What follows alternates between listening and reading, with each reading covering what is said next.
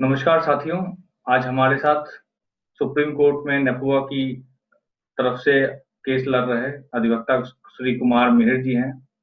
आज हम श्री कुमार मिहिर जी से कुछ बिंदुओं पे चर्चा करेंगे, जो कि हम सभी लोगों के मन में ये सवाल हैं और उसका जवाब लेने की कोशिश करेंगे कि उसका क्या जवाब उत्तर होगा। सर, आपका स्वागत है आज की मीटिंग में। और सबसे पहले तो सर हम जानना चाहेंगे, जैसा कि आप जानते हैं कि जो पेमेंट प्लान अभी हाल में आया है, वो किस तरह से है और लोगों को इसमें किस तरह से सुप्रीम कोर्ट ने राहत दिया पहले के ऑर्डर से और अभी के पेमेंट प्लान में क्या अंतर है और किस तरह से राहत दिया गया है, उस पे थोड़ा सा प्रकाश डालें। अ, नमस्कार दीपंकर जी। जैसा आपको याद होगा, जो 23 जुलाई का जजमेंट था, जो आम्रपाली का मेन जजमेंट है, उसमें सुप्रीम कोर्ट ने कहा था कि सारे बायर्स को जो भी उनका ड्यू है वो 3 महीने के अंदर जमा करना होगा। तो एक बड़ी समस्या ये उठ गई कि भाई एक तो क्योंकि बैंक्स का क्लैरिटी नहीं थी कि बैंक पैसा देगा नहीं देगा, लोन कैसे मिलेगा नहीं मिलेगा, जो डिफॉल्टेड जो लोन अकाउंट्स डिफॉल्ट में रखे गए हैं उनका क्या होगा। तो और इसके अलावा बायर्स के पास एक साथ इतना बड़ा अमाउंट देने की कोई सुविधा नहीं थी। तो ये बड़ा एक मेजर इशू था जो हम सब लोगों ने उठाया सुप्रीम कोर्ट के सामने, और ये कहा कि आप बायर्स को एक साथ फोर्स करना बहुत मुश्किल हो जाएगा और बायर्स के लिए पॉसिबल नहीं है। और ये बहुत, क्योंकि जी। ये क्लैरिटी नहीं थी, इसी कारण पिछले 1 डेढ़ साल से जो बायर्स जमा कर रहे थे वो बहुत ही छोटी छोटी रकम कर रहे थे। 1 साल पहले करीब जजमेंट आया था 23 जुलाई को, और जो अभी तक रकम जमा हुई है वो बहुत कम रकम जमा हुई है। हम लोग बार बार रिसीवर साहब से भी कोशिश कर रहे थे, एनबीसीसी से भी बात कर रहे थे। ये अलग बात है कि कुछ लोगों ने बहुत कोशिश की कि सारे बायर्स के अंदर एक भय फैल जाए और सारे बायर्स एक साथ जमा कर दें, लेकिन ये बायर्स के लिए भी फाइनेंशियली पॉसिबल नहीं था कि सारा पैसा एक साथ जमा कर दे। तो इन सब चीजों को ध्यान में रखते हुए और इसके बाद जो बैंक्स के साथ और कोर्ट के साथ, एनबीसीसी के साथ, फॉरेंसिक ऑडिटर्स के साथ रिसीवर की जो चर्चा हुई है और सारे बायर्स के जो रिप्रेजेंटेशन गए हैं, उसको देखते हुए और ध्यान में रखते हुए बायर ने अब 27 जुलाई को एक पेमेंट प्लान लेके आया है, जिसमें आम्रपाली के जो एनसीआर के प्रोजेक्ट्स हैं, आई थिंक सिर्फ टेक पार्क और हार्ट बीट सिटी अभी तक उसमें इंक्लूड नहीं किया गया है, क्योंकि इनके बारे में क्लैरिटी नहीं थी। हार्ट बीट के बारे में ये क्लैरिटी नहीं थी कि वो आम्रपाली का पार्ट है कि नहीं है, क्योंकि बिल्डर ये आर्ग्यू कर रहा था कि आम्रपाली का हार्ट बीट के साथ एक सिर्फ एक मार्केटिंग अग्रीमेंट था और हार्ट बीट आम्रपाली का पार्ट नहीं है।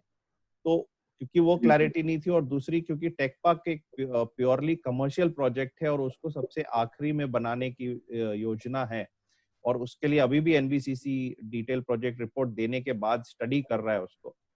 तो उन दोनों प्रोजेक्ट्स को छोड़ के बाकी प्रोजेक्ट्स के लिए पेमेंट प्लान लेके आ गए हैं। एटलीस्ट एनसीआर में जो प्रोजेक्ट्स हैं उनके लिए पेमेंट प्लान आ गया है 27 जुलाई को। और उसमें अगर आप, जैसा कि आप सबको पता ही है कि इन सारे प्रोजेक्ट्स को 3 पार्ट में बांटा गया है। पहले प्रोजेक्ट्स वो हैं, करीब 7 प्रोजेक्ट हैं, जिसमें 6 प्रोजेक्ट नोएडा के हैं, जिसमें Zodiac, Sapphire phase 1, Sapphire phase 2, Silicon phase 1, Princely Estate, Platinum और टाइटेनियम जो नोएडा में है, और लेजर वैली के जो विला ग्रेटर नोएडा में है, इनको जून 2021 तक बनाने की योजना है। एनबीसीसी ने कहा है कि वो जून 2021 तक इनको कंप्लीट कर देंगे। और इन प्रोजेक्ट्स में जो बायर्स हैं उनको कहा गया है कि वो 4 इंस्टॉलमेंट में अपना पैसा, जो भी बकाया पैसा है वो जमा कर सकते हैं, जिसमें पहला इंस्टॉलमेंट 25% 31 अगस्त 2020 को, दूसरा 25% 30 नवंबर 2020 को, तीसरा 25% 28 फरवरी 2021 को, और जो आखिरी इंस्टॉलमेंट है वो 31 मई 2021 तक जानी है। इसके अलावा जो कुछ प्रोजेक्ट्स, जैसे 3 प्रोजेक्ट्स को ग्रुप 2 में रखा गया है, जिसमें ड्रीम वैली का विला, सिलिकॉन फेज 2 और सेंचुरियन पार्क के लो राइज और O2 वैली हैं, जिनको एनबीसीसी ने कहा है कि वो जुलाई 2022 तक कंप्लीट कर लेंगे। और इन प्रोजेक्ट्स में बायर्स को 10 इंस्टॉलमेंट 10-10% की देने की सुविधा की दी गई है, जिसमें पहला इंस्टॉलमेंट 31 अगस्त 2020 को और आखिरी इंस्टॉलमेंट 30 अप्रैल 2022 तक दिया जाना है। जो आखिरी ग्रुप 3 है उसमें बाकी बचे जितने प्रोजेक्ट्स हैं उनको डाला गया है, जिसमें Centurion Park Terrace Homes, Centurion Park Tropical Garden, Smart City जिसमें गोल्फ होम्स और किंग्सवुड प्रोजेक्ट है, Silicon City Crystal Homes, Leisure Valley Verona Heights, Jora Heights Adarsh Awas Yojana, Dream Valley Enchante और लेजर पार्क और रिवर व्यू को रखा गया है, जिसमें कोर्ट ने कहा है कि वो इन सारे प्रोजेक्ट्स को एनबीसीसी ने कहा है कि वो इन सारे प्रोजेक्ट्स को अगस्त 2023 तक बना देगा।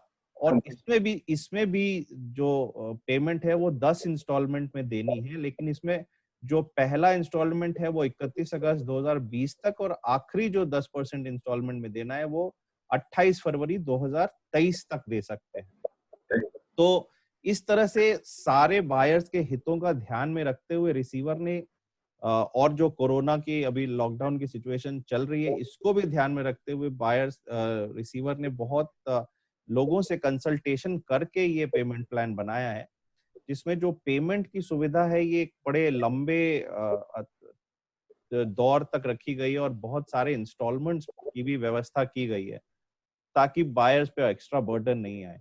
तो ये एक पेमेंट प्लान जो 27 जुलाई को आया है, इसके साथ ही बाकी जो प्रोजेक्ट्स हैं जैसे टेक पार्क है या हार्टबीट है, उनका भी पेमेंट प्लान रिसीवर साहब के ऑफिस के द्वारा बना दिया जाएगा और जल्दी जो कि अब क्लैरिटी आ जाएगी सुप्रीम कोर्ट के ऑर्डर के बाद, तो जल्दी उनका पेमेंट प्लान भी दे दिया जाएगा।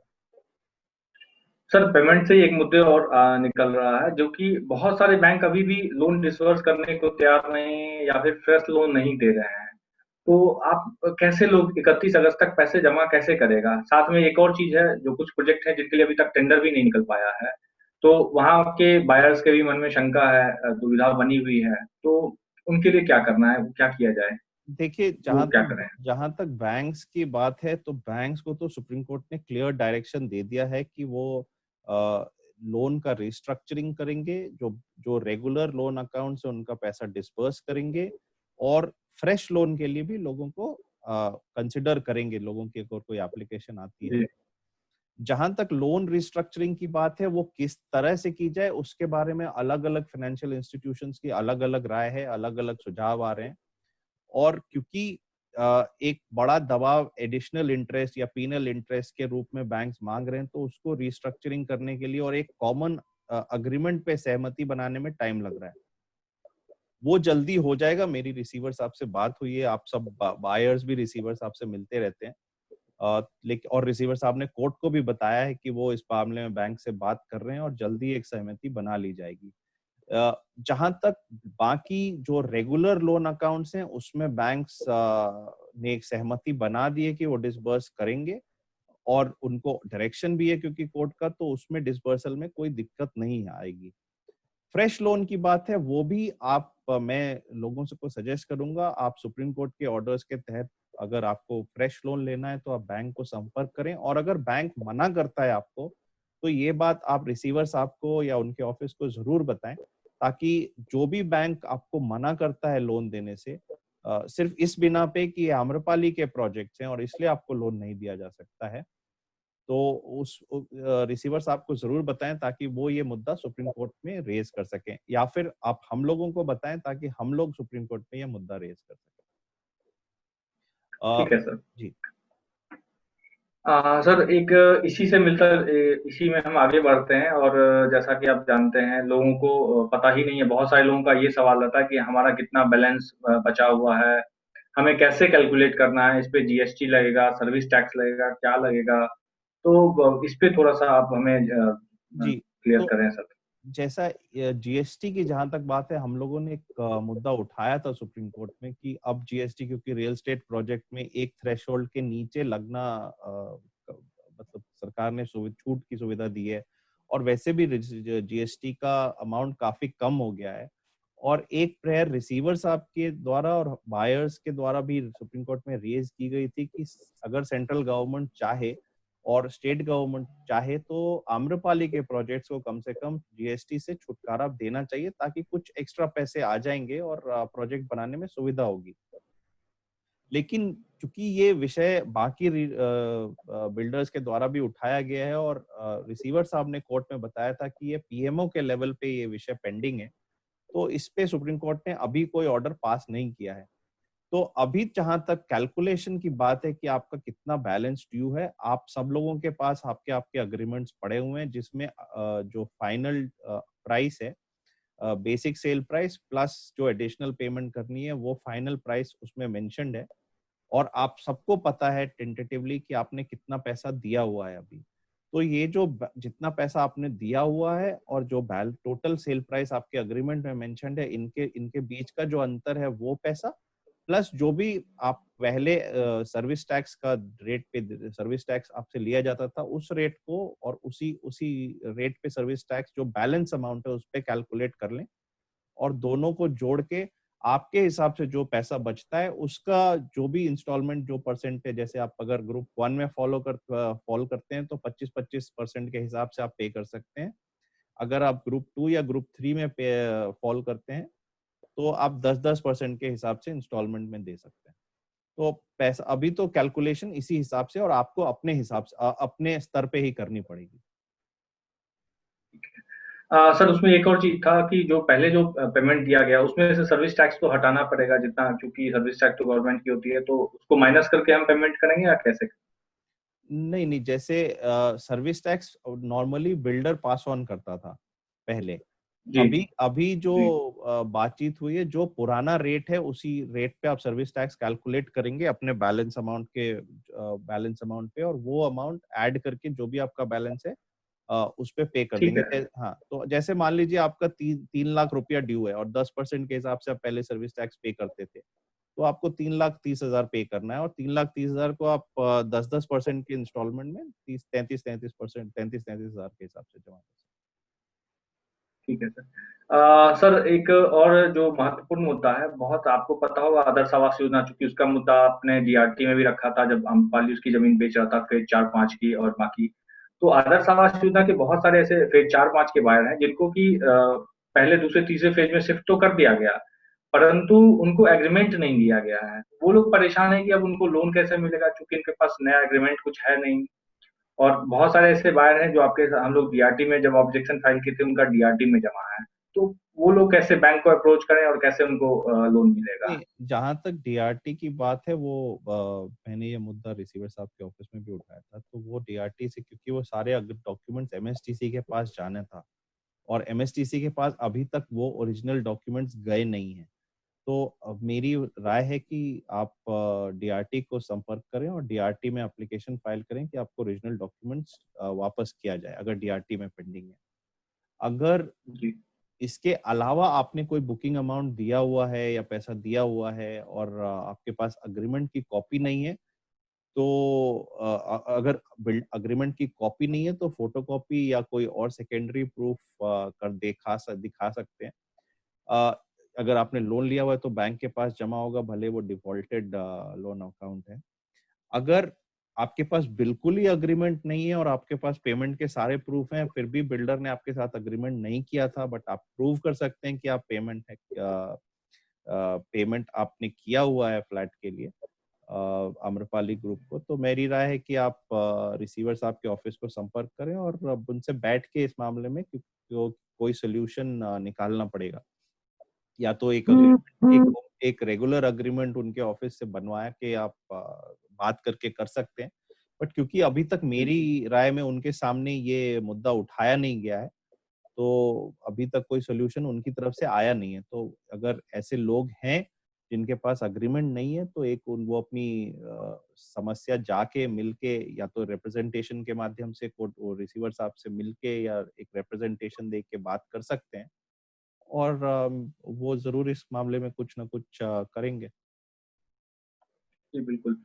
सर एक और सवाल है, आदर्श आवास योजना फेज 4-5 से जुड़ा हुआ है, क्योंकि अभी तक उसकी बात बहुत ज्यादा कहीं उठी नहीं है, तो वो लोग सबसे ज्यादा परेशान है कि सभी प्रोजेक्टों की बात हो रही है और इसमें काफी ज्यादा लोग फंसे हुए हैं, तो उनका क्या होगा, मतलब क्योंकि अब क्या करना है उनको? देखिए ऐसा है, जहां तक आदर्श आवास योजना की बात है, आदर्श आवास योजना में कुछ प्रोजेक्ट्स में, जैसे टावर A1 B1 से लेके H1 तक, G1 एंड H1 तक, रिसीवर जो पेमेंट प्लान है उसमें इंक्लूड किया गया है एनबीसीसी के जी द्वारा, और ये कहा गया है कि अगस्त 23 तक ये कंप्लीट करेंगे। इसके अलावा हाँ किसी प्रोजेक्ट में है, इसके अलावा किसी टावर में है जो अनअप्रूव्ड था, तो जी बिल्कुल, हाँ तो S2 से W2। करेक्ट, तो उसमें जो अनअप्रूव्ड वाले हैं उनकी भी लिस्ट जो आम्रपाली ने डीआरटी में जमा की थी, वो लिस्ट रिसीवर साहब को दे दी गई है। और रिसीवर साहब ने ये हमको लोगों को आश्वस्त किया है कि वो इस पे संज्ञान लेंगे, और क्योंकि उन्होंने पहले ही कोर्ट में एक बार, आप अगर 10 जुलाई का ऑर्डर देखेंगे तो उसमें ये उन्होंने कहा था कि वो एक डेटा कलेक्ट कर रहे हैं कि कितने लोगों को स्वैपिंग करना है या कितने लोगों को रिफंड देना है। तो रिफंड की तो, क्योंकि अभी पैसा नहीं है तो रिफंड की तो बात नहीं आती है, बट स्वैपिंग के लिए वो प्रेस कर सकते हैं, बट उसके लिए भी उनको डेटा चाहिए था। तो वो कोशिश कर रहे हैं, पहले पहली प्राथमिकता ये है कि क्योंकि जमीन वो अवेलेबल है, और अगर पॉसिबल है और पैसे की व्यवस्था हो जाती है, तो पहली प्राथमिकता मेरे हिसाब से ये रहेगी कि वहां पे प्रोजेक्ट बनाया जाए, और अगर वो नहीं हो जी सकता है तो फिर इन लोगों को स्वैपिंग की या शिफ्टिंग की व्यवस्था की जाएगी। तो ये चीज हमने उनके ध्यान में ला दी है, हमने उनको लिस्ट भी दे दी है, और मुझे मेरा विश्वास है कि वो जरूर इस मामले में कुछ एक्शन लेंगे। सर, इसी सबसे जुड़ा हुआ एक और मुद्दा, सबसे बड़ा मुद्दा है सबवेंशन स्कीम के बाहर। वो सबसे बहुत ज्यादा परेशान होते हैं, क्योंकि उन्होंने महंगे रेट में घर बुक किया था, उसके बाद बिल्डर ने डिफॉल्ट कर दिया, उनका इंटरेस्ट पार्ट पे नहीं किया, जिसके कारण उनका सिविल खराब हो गया, उनको केस चल रहे हैं उनके ऊपर। तो उनके अभी क्या लेटेस्ट अपडेट क्या है उसके लिए?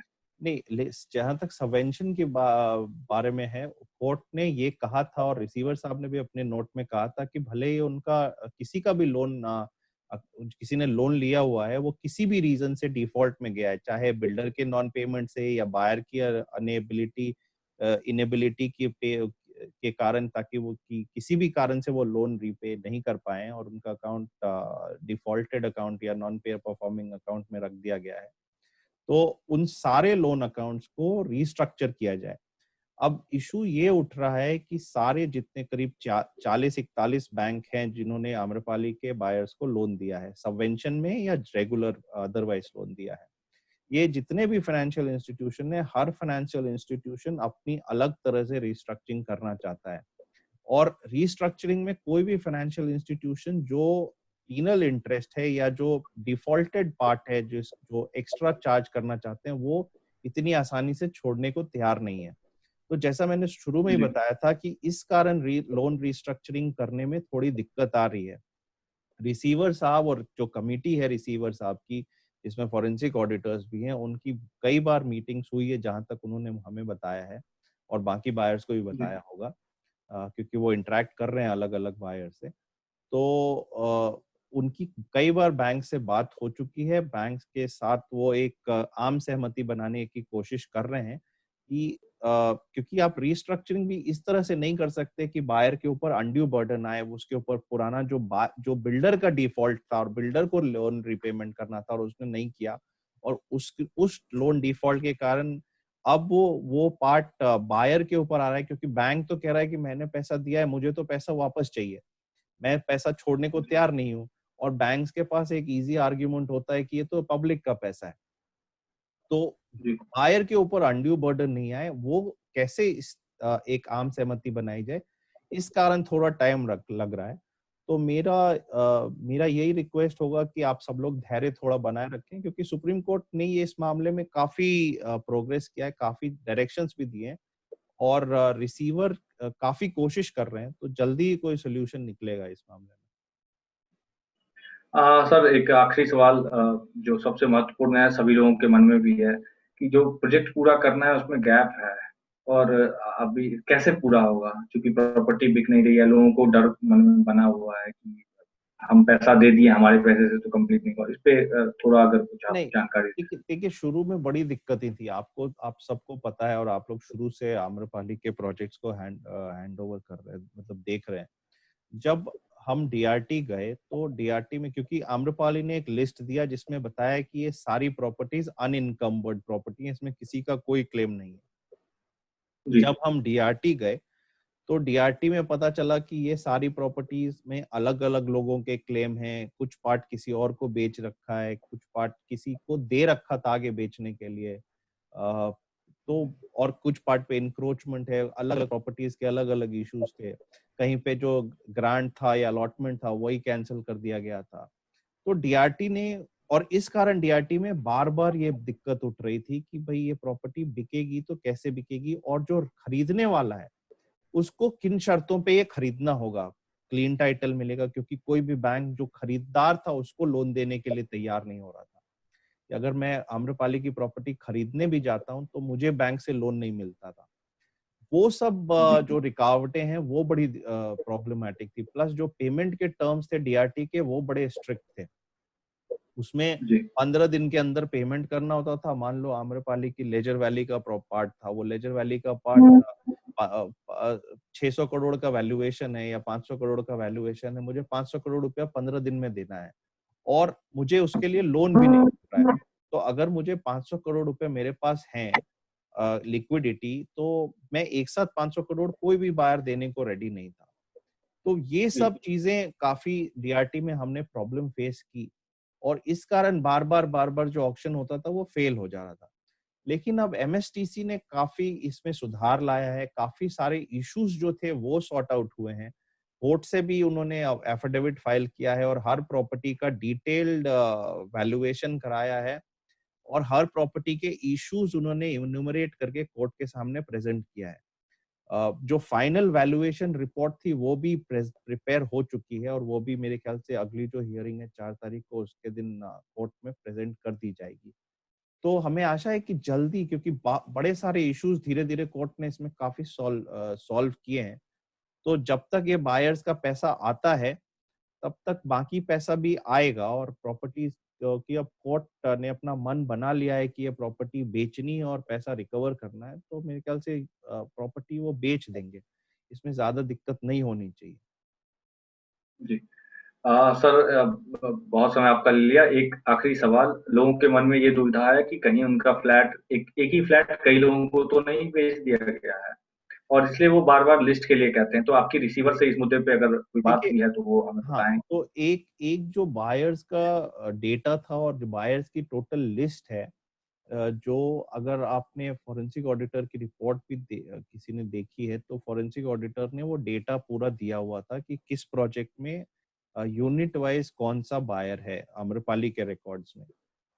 लेकिन जी उसमें भी वो पूरा डेटा भी अपडेटेड नहीं था, और उसमें भी कुछ कुछ दिक्कतें थी, कुछ कुछ जगह पे प्रॉब्लम थी। तो जैसी हमारी रिसीवर साहब से बात हुई है, रिसीवर साहब के ऑफिस ने एक कंप्लीट लिस्ट प्रिपेयर की है, और वो लिस्ट सब्जेक्ट टू करेक्शन है अगेन।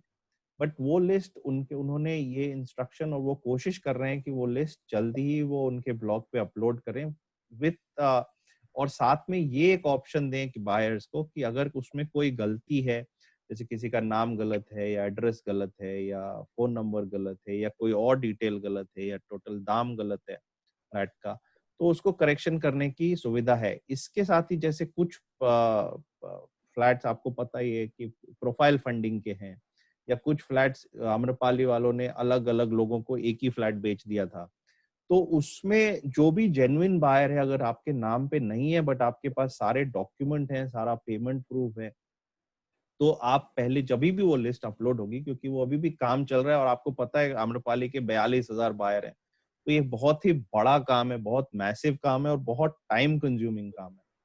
तो इसको करने में इसलिए टाइम लग रहा है, और जल्दी ही वो अपलोड करेंगे। और साथ ही उसमें आपको ये भी सुविधा होगी कि आप चाहें तो अपना डॉक्यूमेंट दिखा के उसमें कुछ करेक्शन, रिसीवर साहब के ऑफिस पे डॉक्यूमेंट सबमिट करके या दिखा के अपने करेक्शन मांग सकते हैं, तो वो जल्दी कर दिया जाएगा जहां तक हमें पता है। अ, मेरे ख्याल से आज आपने हमारे सभी सवालों का काफी क्लियरली जवाब दिया, और हमें काफी चीजें की पता चली। तो बहुत बहुत धन्यवाद सर आपका, हम सभी लोगों को मार्गदर्शन करने के लिए। इसी तरह से हम आगे भी आपको संपर्क करेंगे और कोशिश करेंगे कि आपसे हम बाकी मुद्दों पे जवाब दें। Thank you sir. धन्यवाद दीपंकर जी। बस मेरी यही एक रिक्वेस्ट होगा कि आप लोग सब धैर्य बनाए रखें। बहुत बहुत लंबा सफर तय किया है आम्रपाली मैटर में हम लोगों ने, और काफी चीजें क्लियर हो गई और जल्दी अ, बाकी चीजें भी क्लियर हो जाएंगी और आपका फ्लैट जरूर बन के आपको मिलेगा। धन्यवाद। जी बिल्कुल, यही। Thank you sir, thank you.